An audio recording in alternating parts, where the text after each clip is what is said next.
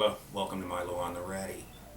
We're inside today because I didn't want to take all this stuff outside. Today I wanted to go over storage gear and the containers that we can use for that. Got a lot of different examples of the storage containers I use. I want to just get you an idea of the things that are available out there. So, um,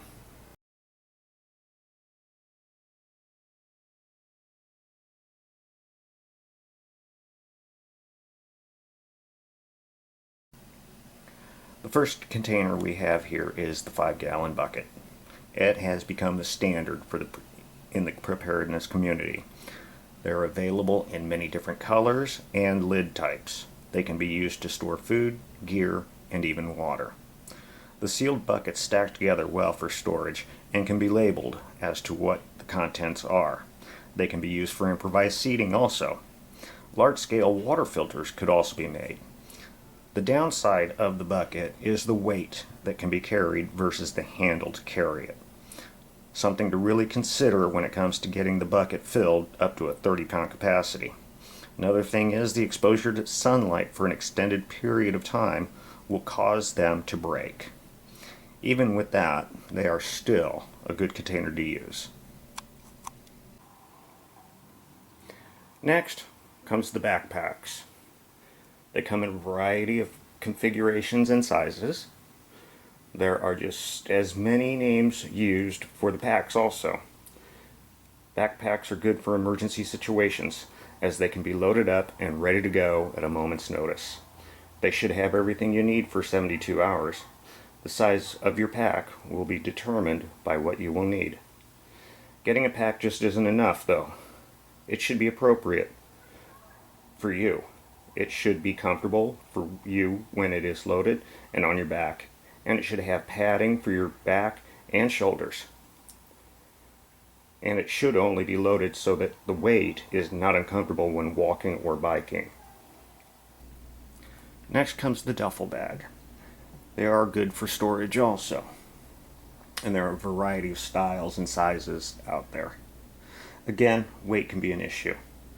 They either have to be carried by hand or a shoulder strap, and that can sometimes restrict your movement. Usually there is no padding for the shoulder strap either, so it can make it uncomfortable if having to carry it for long distances. Trying to throw it over your shoulder and walk a great distance or ride a bicycle could cause you balance issues. Then we come to the plastic tote. The only thing with these is you can really load them up with a lot of stuff.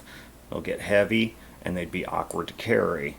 I do not suggest going out and stealing milk crates. These ones I bought from a specific manufacturer called Big Ant. I do like these because they are collapsible, as you can see here. Just that quickly you can break it down so it folds flat, and just as easily it's ready to use again. So if they're not in use, they don't take up much room. If they are in use, they stack nicely, but again can hold a lot of weight, and that should be taken into consideration when loading up your crates. There's also plastic totes. These are very nice. They store very well. They stack very well. Again, they can be loaded with quite a bit of weight depending on what you put in there. And they're very difficult to move from place to place unless you have a dolly or something like that. But they fit into closets or any small spaces you have underneath the bed or anything like that. So still a very good option. And then whether they're made out of metal or plastic, ammo cans are always a good option for storage. But even this size here, if it's loaded with ammo, it does get heavy, does make it awkward. and all you have is the small handle to carry it by. So again, they stack nicely though, and one of the options that I really like for lighter weight items.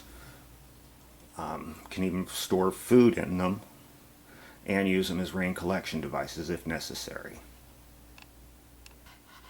Then we have tool bags. These are good for storing items. Thing I don't like about them is that, again, weight can be an issue when loaded with tools especially.